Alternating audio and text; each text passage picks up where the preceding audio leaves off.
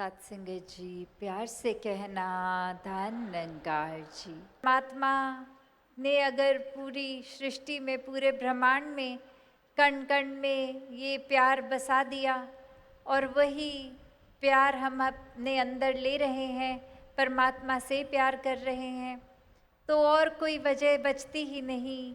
ये प्रेमा भक्ति का रिश्ता हो जाता है।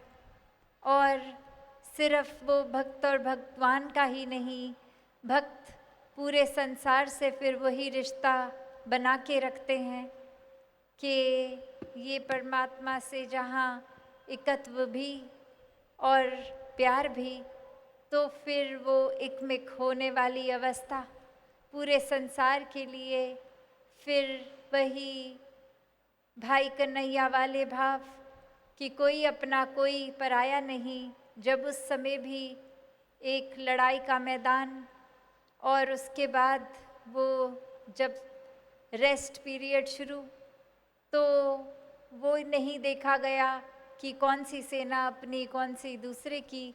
जितने भी पीड़ित सभी को मरहम पानी एक देने का भाव भाई कन्हैया का, और उसी प्रकार ये बिना भेदभाव के जीवन जीकर दिखाया।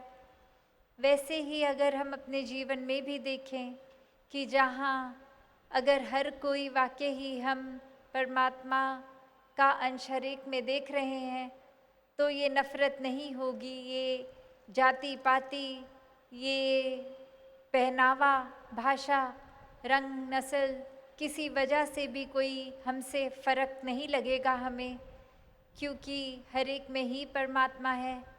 फिर ये सेवा भाव ठीक उसी प्रकार हर एक के लिए भी होती जाएगी। एक दूसरे को अगर कोई किसी वजह से किसी से नफ़रत भी कर रहा है, तो संत हमेशा उसको यही समझाते आए हैं कि ये अपना ही अक्स सामने वाले में, क्योंकि परमात्मा तो एक बराबर सभी में है, तो कोई छोटा और कोई बड़ा फिर कैसे हो सकता है।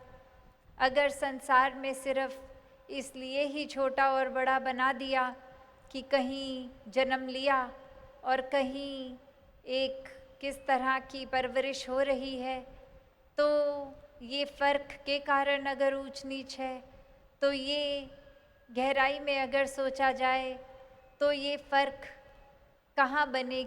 ये कि परमात्मा ने तो पूरी धरती जब बनाई, एक बराबर उसमें इंसानों को डाला और इंसानों ने फिर धरती पे वो एक बॉर्डर बना दिए, एक दायरे बना दिए, और फिर देश अलग अलग बनकर देशों में भी अलग अलग बॉर्डर। तो किस प्रकार ये फ़र्क तो इंसान ने ही डाले हैं। जैसे परमात्मा ने तो सूर्य बना दिया, सूर्य की किरणें हर एक तक एक बराबर ही पहुंचती हैं, वो फ़र्क नहीं करती कि कोई कैसा है, कोई कैसा है, या सिर्फ किसी श्रेष्ठ प्रकार के ही इंसान है तो उन्हीं पे किरणें बरसेंगी और किसी पे नहीं। ये परमात्मा ने फ़र्क नहीं किया। इंसानों ने खुद अपने लालच के कारण या नफ़रत के भाव के कारण ये फ़र्क डाल दिए, ये ऊंच नीच बना दिए, वरना तो सभी एक बराबर। एक देखने में ज़रूर फ़र्क हो सकता है, किसी का शक्ल, आकार, कद, काठी, भाषा, पर वो कभी भी नफ़रत का कारण नहीं संतों ने समझाया। संतों ने तो हमेशा हर एक की खूबियाँ ही देखने को, समझने को बोली। और इसी प्रकार हम अगर हर किसी इंसान की एक भी खूबी पकड़ लेंगे, अपने जीवन में डालने की कोशिश करेंगे, तो आज जहाँ हम खड़े हैं अपने आप को संवारते ही चले जाएंगे आगे। ये भाव नहीं कि वो इंसान तो क्या करता है क्या नहीं, पर अगर हर एक इंसान को नफ़रत के लेंस से नहीं देखेंगे, तो परमात्मा स्वरूप ज़रूर उसकी कोई अच्छाई तो सामने आएगी ही। कैसे फिर हम छोटे दायरे में अपने दिमाग को नहीं बांध लेंगे कि ये इंसान तो अपने निजी जीवन में क्या कर रहा है और सबके सामने क्या बन के एक दर्शा रहा है, ये एक्टिंग रूप, ये एक दिखावा रूप। तो बात वही कि अगर हर किसी में हम अच्छाई हर एक में है।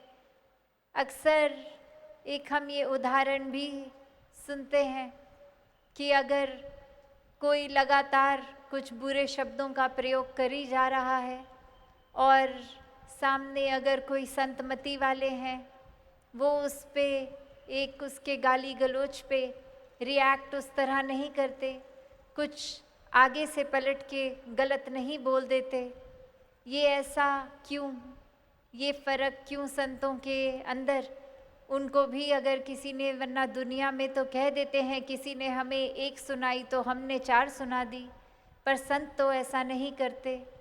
कारण बस यही कि किसी ने अगर कुछ कहा भी तो परमात्मा का एहसास करके, एक नियत सिर्फ यही कि अगर किसी ने कुछ चोट पहुंचाने वाले शब्द कहे तो हमें अगर वो चुभे भी, तो अगर हम भी उसको उसी तरह से उसके साथ व्यवहार रखेंगे तो उसको भी तो चोट पहुंचेगी।